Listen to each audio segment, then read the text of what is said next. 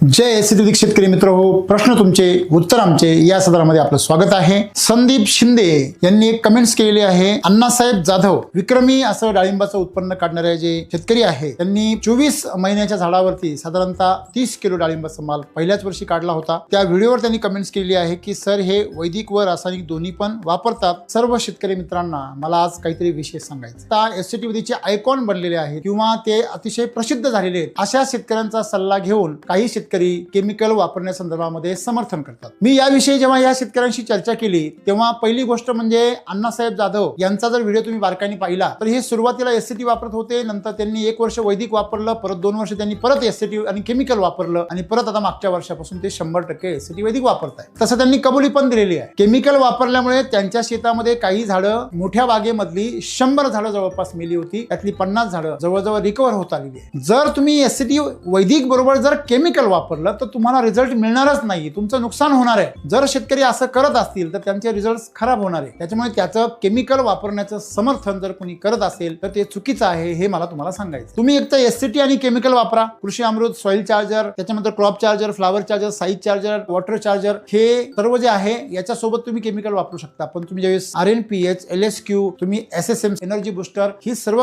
ज्यावेळेस तुम्ही health charger वापरता त्यावेळेस 100% एससीटी वैदिक वापरणं गरजेचं आहे। त्याचं कारण दोघांची प्रकृती वेगळी आहे। तुम्ही वैदिक आणि केमिकल एकत्र वापरू शकत नाही, त्यामुळे विकृती निर्माण होईल। तुम्हाला केमिकलचेही रिझल्ट मिळणार नाही आणि वैदिकचेही मिळणार नाही। जर तुम्ही याविषयी जर खोलात गेलात तर सरलाताईंशी मी चर्चा केली तर सरलाताई असं म्हणतात काही शेतकरी एवढे आग्रह करतात, त्यांना शेवटी वैतागून सांगावं लागतं की वापरा, तुम्हाला थोडेफार वापरायचं। तर मुद्दा असा महत्वाचा आहे की याविषयी आपण जर समर्थन केलं तर आपल्याला 100% रिझल्ट मिळणार नाही याची आपण खात्री घ्या। जर तुम्हाला केमिकल वापरायचंच आहे तर तुम्ही वैदिककडे का वळता हाच मला पहिला प्रश्न पडतो। केमिकलच्या त्रासाला वैतागून आपण वैदिक सुरू केलं आहे तरी पण तुम्हाला केमिकल वापरायचंच आहे तर हे तुमच्या अज्ञानपणाचं तुम्हाला लागलेल्या सवयींचा परिणाम आहे। याच्याशी तंत्रज्ञानाचा काही संबंध नाही, रिझल्टचा काही संबंध नाही। 100% एससीटी वैदिक जर वापरणार असाल तरच आपण एससीटी वैदिक सुरुवात केलं पाहिजे, अन्यथा केमिकलची सवय असलेल्यांनी फक्त एससीटी आणि केमिकल असंच वापरलं पाहिजे, याच्यामध्ये गोंधळ करता कामा नये। बाकीच्या ज्या कंपन्या आहेत जे एससीटी वैदिकच्या नावाने आमचं पण तसंच आहे असं ज्या कंपन्या म्हणतात